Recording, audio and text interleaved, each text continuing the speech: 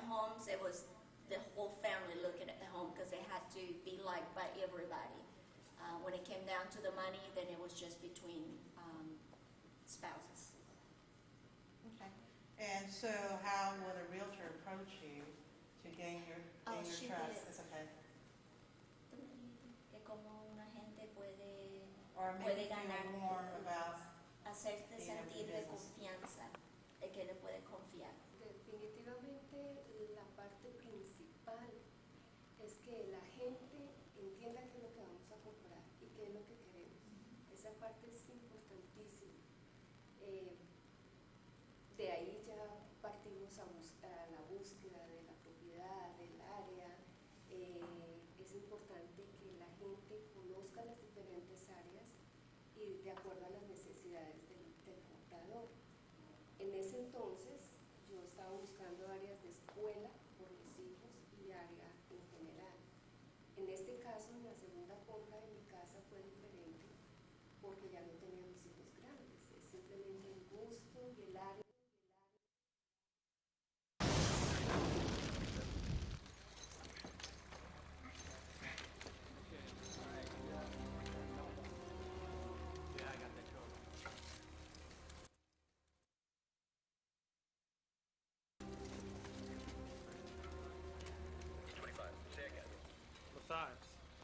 Assistance. The problem is that they cannot, sometimes those transactions don't even close or take over a year. Why? Because many folks don't provide them with all the documentation.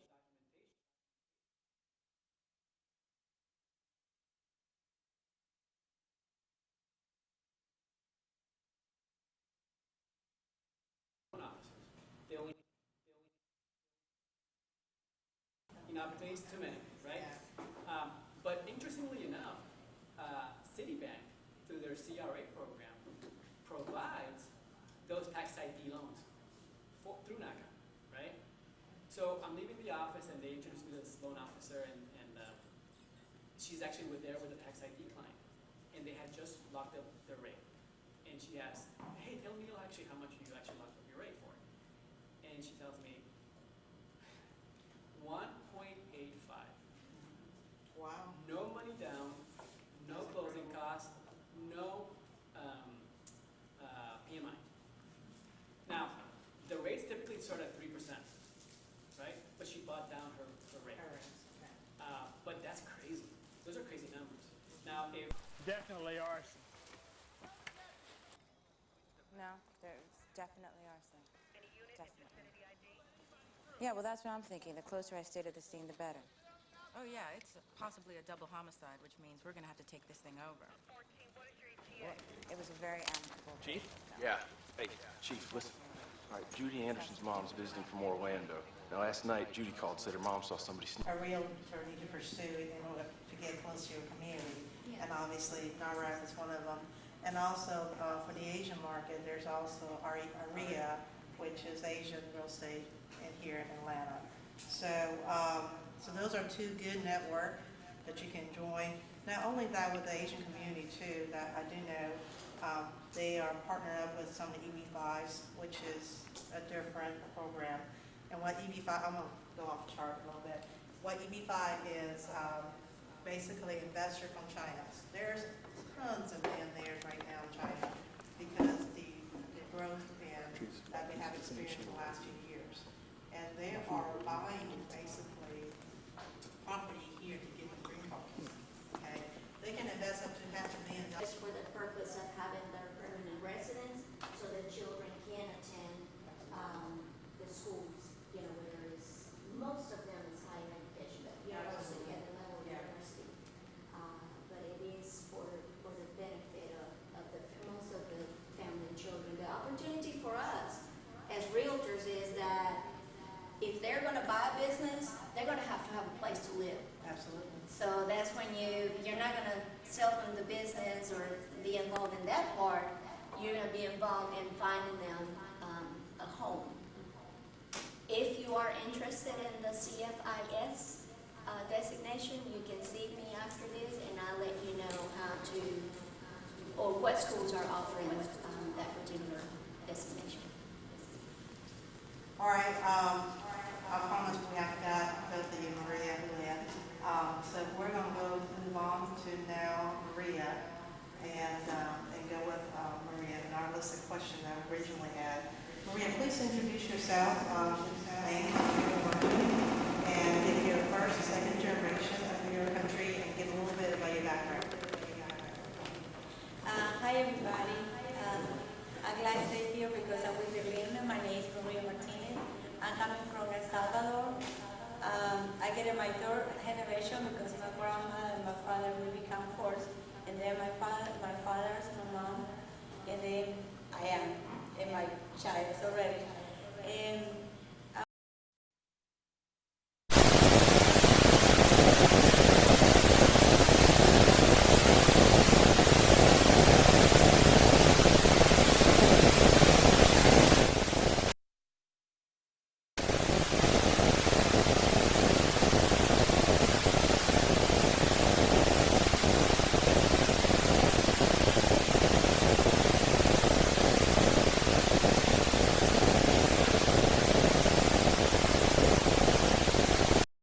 that was important to her was to be able to get the information, to get the advice as to what was the best buy, what were the best options for her to purchase a home. She said a home purchase is the most important decision in her opinion. And I think that holds true for everybody. Absolutely. It doesn't matter where you're from.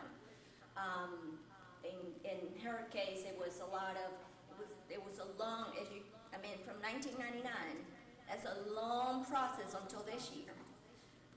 At the same time, it took building the trust was important. Again, that is important to, I think, in any culture. You have to earn the trust. Most importantly here, and that relationship kind of circle back around through reference of friendships. She now then refers her friends. So it's what Neil said earlier, is more of the personal references from friends, from family members. That's how the connection gets started, and then from there, just building that relationship. She had pretty much answered a lot of questions. So obviously, my question was, what was the timeline take you to decide to purchase home? So it's been what? 7 years. So that's a long 17 I'm years. sorry. That's a long time. Yeah, a little more than 6 But months. just remember, she has built up her credit to where she was not an issue. I mean, she did her homework and got corrected advice and was able to purchase a home, I'm sure, at a great rate. And it was smooth sailing for her. What are some of your expectations of realtors? ¿Qué es lo que usted espera de un agente de bienes raíces? bueno, lo que yo ¿Cuáles son sus espero, expectativas? lo que yo he esperado es una persona confiable, en quien confiar, que me va a llevar a comprar lo que yo quiero y de qué manera es lo que yo necesito y que es la persona más apropiada para que me pueda dar consejos cómo hacerlo y en qué áreas es la mejor para comprar y más barato y de mejor calidad. One of the main things that she expects is someone that can earn her trust. Someone that can tell her where should she buy, what should she buy, what would be the best, as she has said earlier, what are the best options for her. It requires a lot of the hand-holding that Neil talked about earlier too. Just to step by step, every single area or in whatever step of the process that she's in, it is that step by step, but to be able to do that, and I can tell you,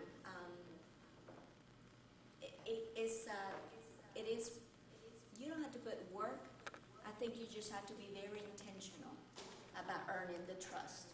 In a relationship. You have to see that don't promise anything that you know you're not going to be able to do, because that right there, that one thing, I will call you tomorrow, and tomorrow they don't hear from you, you're getting X'd out.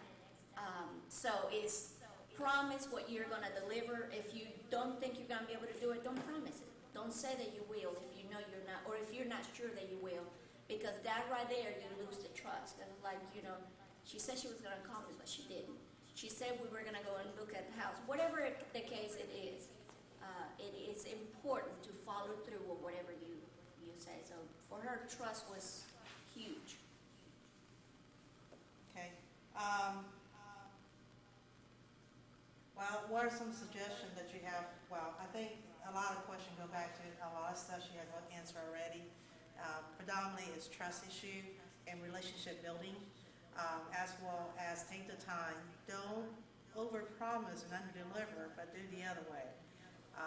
And also, what you'll learn is that once you establish a relationship with them, the joy that you get out of that is phenomenal. I mean, it really is. And I think that I have over the year acquired different tastes with different culture and food, and I have enjoyed tremendously. I'm originally Chinese, so, but anyways, I think she did a great job. So now, Julia, will you please tell us a little about yourself? Good Thank morning, you, Maria. everybody. My name is Julia. I come from Colombia, and I'm the first generation in this country. What do you do for a living, and Okay. what are some of your habits? What do you like, don't like? Definitivamente me gusta este país. Vine a este país forzada por la situación de Colombia, pero no pensé que me gustara tanto y acá me quedo. ¿Y qué es lo que hace de trabajo? Trabajo en Carlos, soy auditora. She's an auditor. Her job type is she's an auditor at Carter's Distribution Center. And she says she came to this country forced.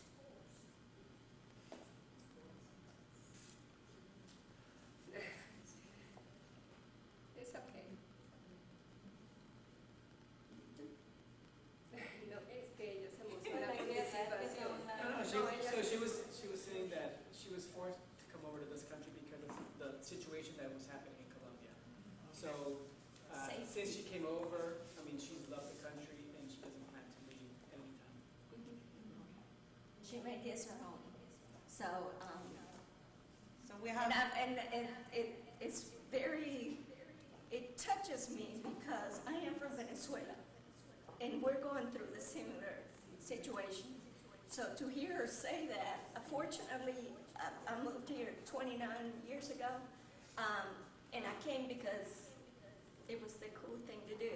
It was not because I was forced, but to hear someone say, I was forced to leave because of safety, and the political stress and all that, this is the people that we see here. Okay. I'm sorry. It's okay, no worries. And unfortunately, not all of us are here by choice, and some of us are here because safety reasons. Just give you a little background. I was adopted by my aunt and uncle, and the reason I was adopted was because my dad, who is a first-generation Chinese from China, fled the country during communist time. And so when the U.S. pulled their bases out of Taiwan, because that's who was protecting us at the time, my dad was really concerned about actually being attacked by China. And I was the youngest one of all four of us, and so, and because my aunt could not have any children, he and my mom decided to allow me to be adopted out. So, we all have different history, but I think our history is what make us who we are today and our experiences. So just when you approach someone that's not from here, doesn't have your upbringing and your beliefs, just kind of ask them about their background, because I think by listening and talking to them, you'll find a lot about them and what their desires and wishes are, which will make you a much better affiliate or a realtor overall. We all are people of passion, and we need to, for this business, this is about business passion. And we need to be passionate about what we do for our clients, because we're not here for the one transaction. We're here for the future, because this is our home. So, I'm sorry, I didn't mean to break it. Tell me, how did you start your process, finding a real estate agent, whether or not it's a referral, or was it through online, or how did you come about? Fue muy, yo apenas llevaba un año en este país, no tenía amigos, estaba solo mi hermana que me acogió. Entonces, con algún dinero que pudimos traer de Colombia queríamos comprar una casa. No teníamos un agente, mi hermana no sabía de nadie y fue muy curioso porque empezamos nosotros a buscar, ¿cómo vamos a buscar? Una revista. Encontramos un libro y nosotros no teníamos el idioma.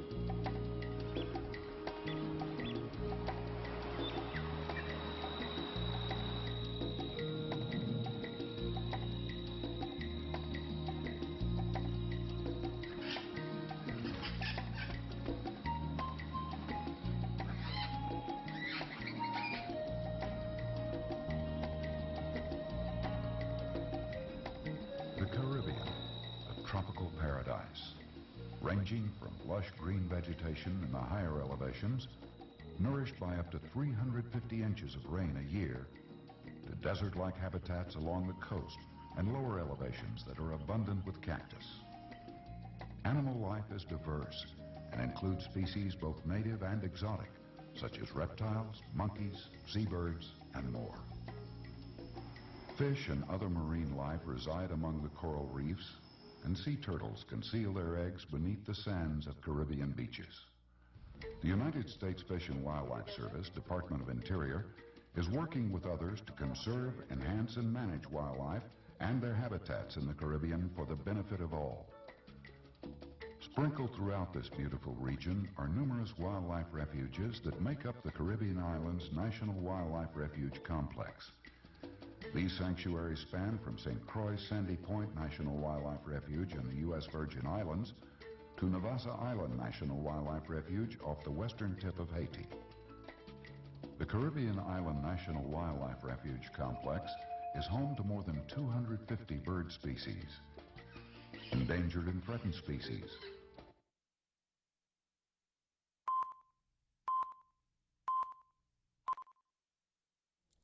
Welcome to Carib Nation. Today on this program, we will be discussing the Governor's Commission on Caribbean Affairs in the state of Maryland.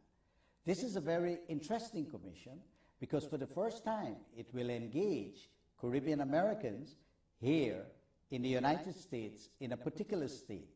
And we would like to explore how this commission would be of benefit to Caribbean Americans in the state of Maryland and how it's linked to the nation states in the Caribbean.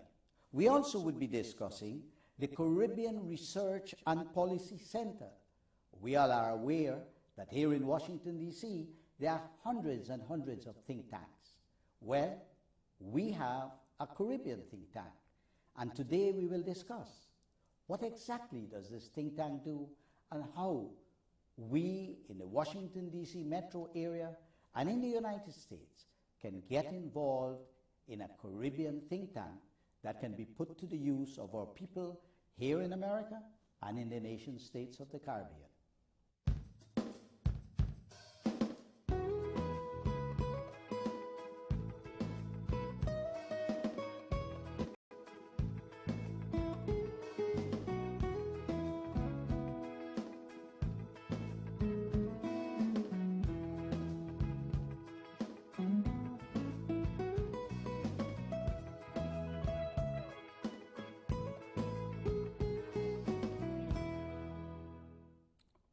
Welcome to Carib Nation.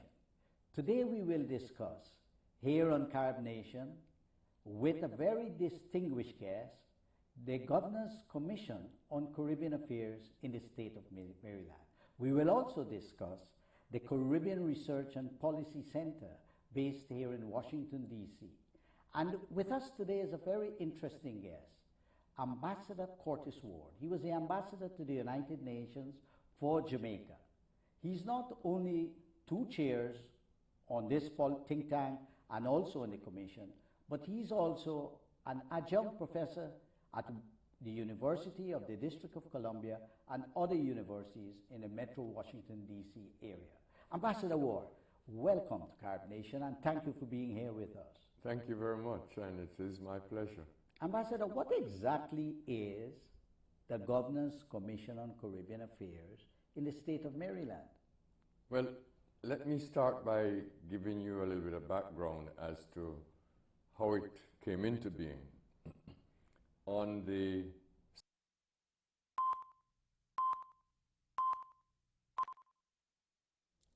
Welcome to Carib Nation.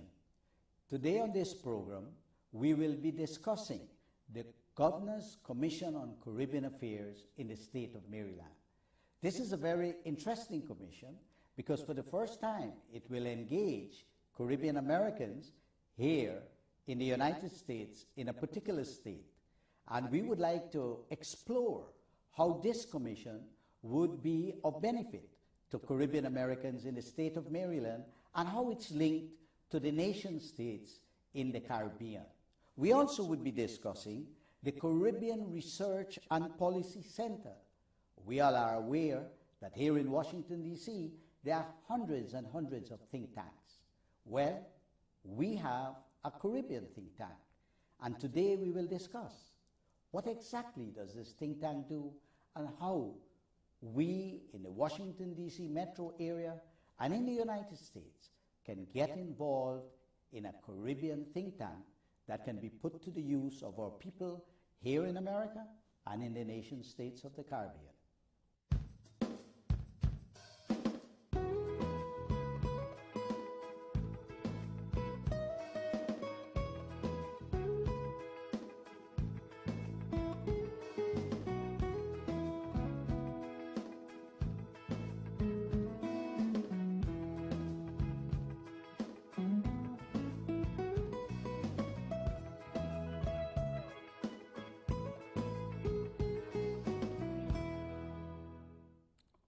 Welcome to Carib Nation.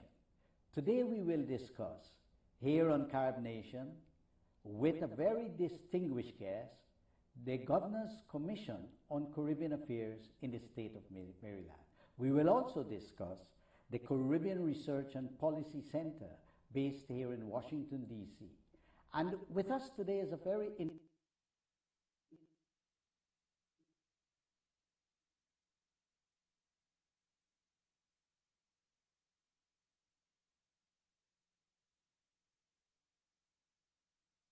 There are endless things to see and do in Barbados. It's no wonder the island is one of the most popular destinations in the Caribbean. However, there are a few cautions to keep in mind when visiting this vacation paradise. Here are 19 things not to do in Barbados. 1. Don't wear camouflage. It's actually illegal for anyone but the Barbados Defense Force to don this style here. 2. Don't touch the manchineel fruit. Manchinels are toxic. Don't touch any fruit or even sit under the boughs during a rain shower. 3. Don't sit under a ripe coconut tree. The impact of coconut to cranium can indeed be fatal. 4. Don't swim on the East Coast. The pounding surf has some dangerous currents and riptides that make swimming ill-advised here. 5. Don't get too close to the monkeys. Mama monkeys will get protective of their babies, and others